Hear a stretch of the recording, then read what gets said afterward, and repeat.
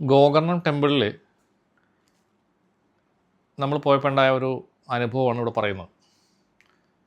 നമ്മൾ സാധാരണ നമ്മൾ ക്ഷേത്രങ്ങളിൽ പോകുമ്പോൾ അവിടെ നിന്ന് നമുക്കൊരു പോസിറ്റീവ് എനർജി കിട്ടുന്നു, നമ്മളെന്താ ചക്രാസ് ക്ലീൻ ആവുന്നു, നമ്മൾ ചാർജ് ആവുന്നു. സാധാരണ അങ്ങനെയാണല്ലോ. അപ്പോൾ കഴിഞ്ഞ നമ്മുടെ റോഡ് ട്രിപ്പിൽ നമ്മൾ നേരെ തലക്കാവേരി പോയി, അവിടെ നിന്ന് കൊല്ലൂർ മൂകാംബിക പോയി, അവിടെ നിന്ന് നേരെ ഞങ്ങൾ ലാസ്റ്റ് പോയത് ഗോകർണമാണ്. ഇപ്പോൾ ഈ ഗോകർണത്തിൽ ചെന്നപ്പോൾ ഉണ്ടായ ഒരു അനുഭവമാണ് ഇവിടെ പറയുന്നത്. അവിടെ ചെന്ന സമയത്ത് അമ്പലം തുറന്നിട്ടുണ്ടായിരുന്നില്ല, അപ്പോൾ കുറച്ച് സമയം അവിടെ ക്യൂവിൽ നിൽക്കണ്ടാവും.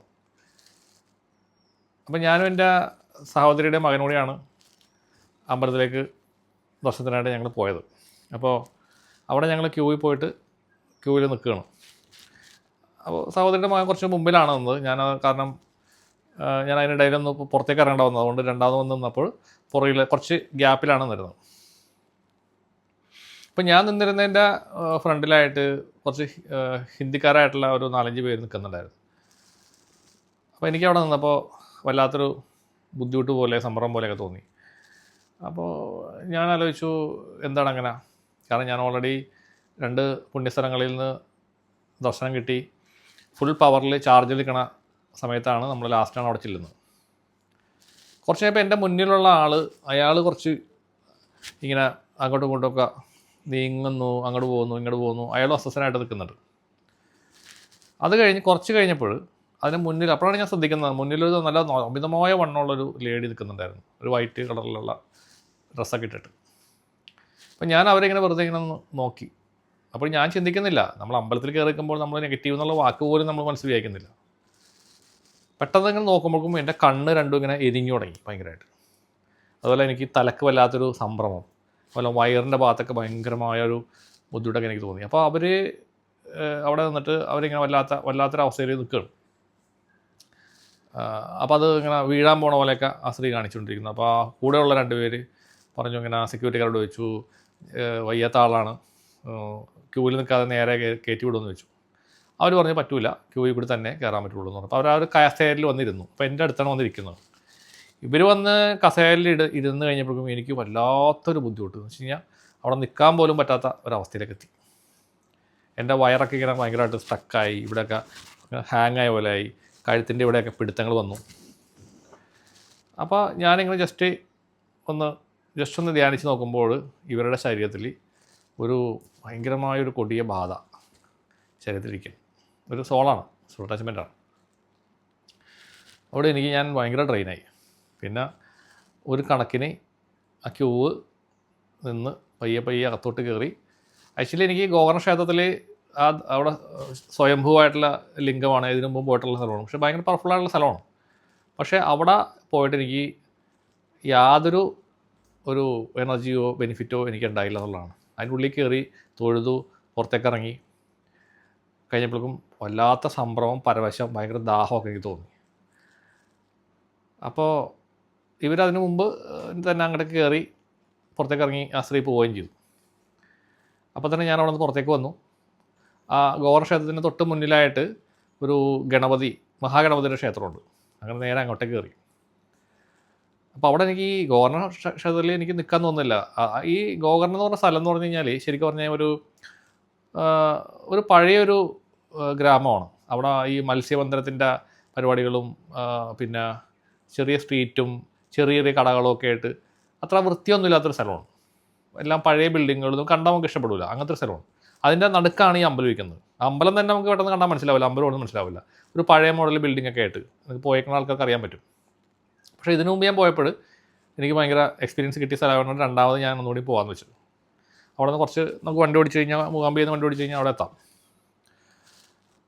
കൊല്ലൂരിൽ നിന്ന് പോകുമ്പോൾ നമ്മൾ അതിനു മുമ്പ് ശിവൻ്റെ ഒരു വലിയൊരു പ്രതിമയുള്ളൊരു ക്ഷേത്രമുണ്ടല്ലോ, മുരുടേശ്വർ, അതും കഴിഞ്ഞിട്ട് പിന്നെയും പോകണം.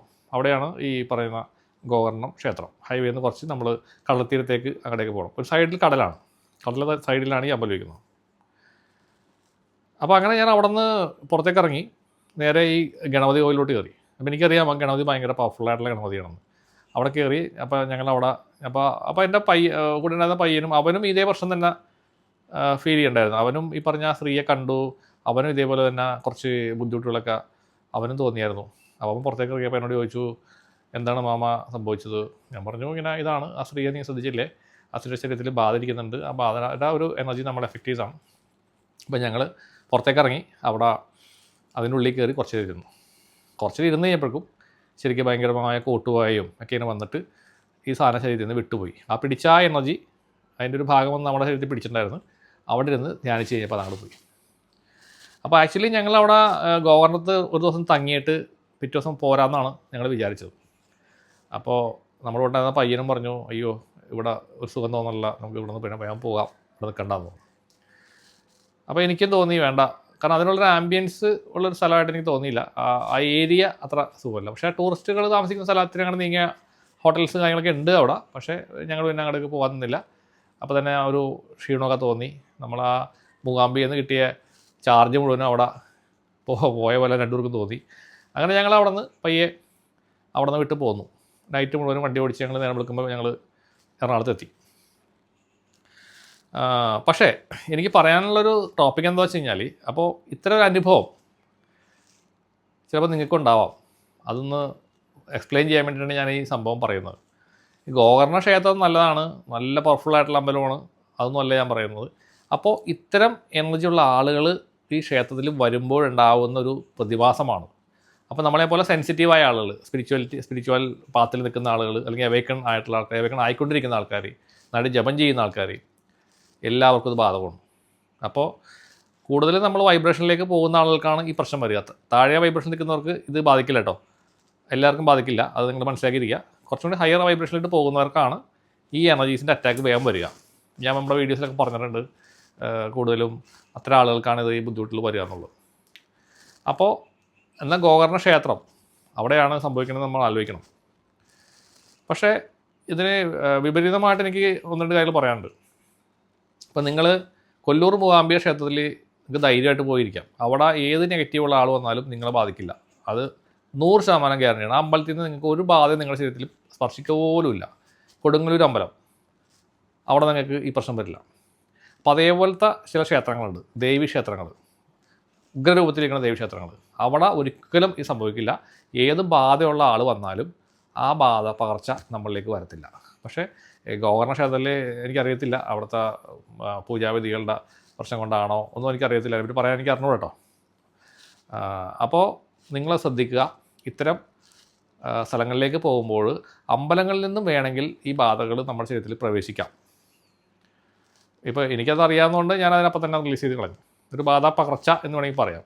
ആ സ്ത്രീ ശരീരത്തിൽ നിന്ന് പോയിട്ടില്ല കേട്ടോ, പക്ഷേ അതിൻ്റെ ഒരു ഭാഗം, ഒരു ചെറിയ പകർച്ച പോലെ, ഒരു പനിയൊക്കെ പിടിക്കണ പോലെ നമ്മുടെ ബോഡിയിലോട്ട് വന്ന് അത് ഡെവലപ്പ് ആവും. പക്ഷേ എനിക്കറിയാവുന്നതുകൊണ്ട് ഞാൻ അപ്പം തന്നെ അത് റിലീസ് ചെയ്ത് അവിടെ നിന്ന് ജപിച്ചപ്പോൾ റിലീസ് ചെയ്ത് കളയും, അങ്ങോട്ട് പോയി. നിങ്ങൾക്കും അതുപോലെ എന്തെങ്കിലും അങ്ങനെ എന്തെങ്കിലും ഇൻ കേസ് അങ്ങനെ എന്തെങ്കിലും വന്നാൽ അപ്പം ജപം എടുക്കുക, അല്ലെങ്കിൽ സുദർശന മന്ത്രമോ അഘോര മന്ത്രമോ ജപിക്കുക, അതെല്ലാം കേൾക്കുക, ആ മന്ത്രം കേൾക്കുക. കുറച്ച് നേരം കേട്ട് കഴിയുമ്പോൾ അത് റിലീസായി അപ്പം തന്നെ പോയിക്കോളും. അപ്പോൾ അത് മനസ്സിലാക്കണം, അത് ഈ സാധനം വന്നു കഴിയുമ്പോൾ ഇതാണ് എന്നുള്ളത് നമ്മൾ തിരിച്ചറിയണം, ഐഡൻറ്റിഫൈ ചെയ്യണം. അത് പൂജകളോ സംവിധാനങ്ങളോ കറക്റ്റായിട്ട് ചെയ്യാത്ത അമ്പലങ്ങളിലാണ് സംഭവിക്കുക. കറക്റ്റായിട്ട് പവർഫുള്ളാക്കി വെക്കുന്ന അമ്പലങ്ങളാണെങ്കിൽ ഒരിക്കലും സംഭവിക്കില്ല. ഗുരുവായൂർ അമ്പലത്തിൽ പോയാൽ നിങ്ങൾക്ക് വരില്ല, ഗ്യാരണ്ടി. ഒരു ബാധയും നിങ്ങളുടെ മേത്ത് സ്പർശിക്കുകയില്ല. അപ്പോൾ അതേപോലെ അത്രയും പവർഫുള്ളായിട്ടുള്ള അമ്പലങ്ങളുണ്ട്, അവിടെ നിങ്ങൾക്ക് ഈ പ്രശ്നം വരത്തില്ല. ഈ ചൈതന്യക്കുറവ് വരുന്നത് അവിടെ പൂജാ സംവിധാനങ്ങൾ കറക്റ്റായിട്ട് ചെയ്യാത്തതുകൊണ്ടാണ്. അപ്പോൾ അങ്ങനെ വരുമ്പോൾ ഇതെങ്ങനെ തിരിച്ചറിയാമെന്നുള്ളതാണ്. ഇത് നമ്മളെ കണ്ണിൻ്റെ അകത്ത്, എനിക്ക് ആദ്യം വന്നത് കണ്ണിങ്ങനെ എരിയുന്ന പോലെ ഫീലിംഗ് ആണ്. കണ്ണിൻ്റെ അകത്തൊരു ബേണിങ് എഫക്റ്റ്, ഒരു പെയിൻ, ഒരു വല്ലാത്തൊരു വേദന, വല്ലാത്തൊരു വേദനയാണ്. കുത്തി ഇങ്ങനെ തറക്കുന്ന പോലത്തെ ഒരു വേദന വരും. പിന്നെ തലയുടെ ഇവിടെ ഇങ്ങനെ ഒരു വല്ലാത്തൊരു ഹെവിനെസ്, ഒരു പിടുത്തം പോലെ വന്നായിരുന്നു. അത് കഴിഞ്ഞിട്ടാണ് നമ്മുടെ വയറിൻ്റെ ഭാഗത്ത് പിടിക്കുക. ഈ വയറിൻ്റെ ഇവിടെ നിന്ന് മേപ്പോട്ടേക്ക്, ഞാൻ വീട്ടിൽ പറഞ്ഞിട്ടുണ്ട്, ഇങ്ങനെ മേപ്പോട്ടേക്ക് ഇങ്ങനെ പൊക്കുന്ന പോലെ ഫീലിംഗ് വരും വയറിൻ്റെ അവിടെ.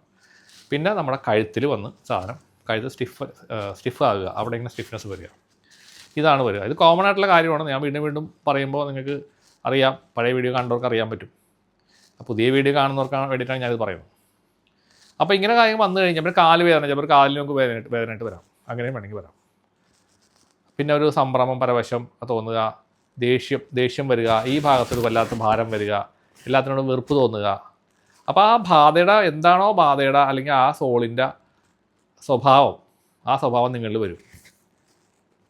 ഒരു ഡിപ്രഷൻ സ്റ്റേറ്റിലായിരിക്കും, ചിലപ്പോൾ അയാൾ ഒരു ആത്മഹത്യ ചെയ്ത സോളായിരിക്കും. അപ്പോൾ അയാൾ ഡിപ്രസ്ഡായിട്ട് അയാൾ ആത്മഹത്യ ചെയ്തിട്ടുണ്ടെങ്കിൽ ആ ഡിപ്രഷൻ നിങ്ങളിലേക്ക് വരും. അപ്പോൾ ഇത്തരം കേസുകൾ ഒത്തിരി അനുഭവങ്ങളുണ്ട്, ഇങ്ങനെയുള്ള അനുഭവങ്ങളുണ്ട്. ഞാൻ ഓരോ വീഡിയോസിൽ ഞാൻ അനുഭവങ്ങൾ പറയാം. അനുഭവങ്ങൾ നിങ്ങൾക്ക് കേൾക്കാൻ താല്പര്യമുണ്ടെങ്കിൽ ഞാൻ പറയാം. അനുഭവങ്ങൾ എത്രത്തോളം നിങ്ങൾക്ക് സ്വീകാര്യമാണെന്ന് എനിക്ക് അറിഞ്ഞുകൂടാ. ഒത്തിരി അനുഭവങ്ങളുണ്ട്, ഞാൻ ഷെയർ ചെയ്യാൻ വേണമെങ്കിൽ നിങ്ങൾ കമൻറ്റ് ഇട്ടാൽ മതി. കേൾക്കണമെന്ന് ആഗ്രഹമുണ്ടെങ്കിൽ ഞാൻ കമൻറ്റ് ഇട്ടാലും ഞാൻ അനുഭവങ്ങൾ ഷെയർ ചെയ്യാം. അപ്പോൾ ഇത് നിങ്ങൾക്കൊരു ലെസൺ ആയിട്ടുള്ളൊരു കാര്യമാണ്. എല്ലാവരും ശ്രദ്ധിക്കുക. ഇതുപോലുള്ള സ്ഥലങ്ങളിൽ പോകുമ്പോൾ കെയർഫുള്ളായിട്ട് പോവുക. അതിന് വേണ്ടുന്നതായ എന്തെങ്കിലുമൊക്കെ പ്രിക്കോഷൻസ് എടുക്കുക. പ്രിക്കോഷൻസ് എടുത്താലും അത് പരിധി വരെയും അത് വർക്കാവുള്ളൂ. അത് കഴിഞ്ഞ് അപ്പുറത്തേക്ക് പോയാൽ നമ്മുടെ കയ്യിൽ നിന്ന് പോകും. അല്ലെങ്കിൽ ആ സാധനം നമ്മളിലേക്ക് വന്ന് നമ്മളെ സ്പർശിക്കുകയും നമുക്ക് അതിൻ്റെതായ ബുദ്ധിമുട്ടുകൾ ഉണ്ടാവുകയും ചെയ്യും. അപ്പോൾ എല്ലാവരും ശ്രദ്ധിക്കുക. അപ്പോൾ ആ ഒരു കാര്യം പറയാൻ വേണ്ടിയിട്ടാണ് നമ്മൾ ഈ ഒരു വീഡിയോ ചെയ്തത്.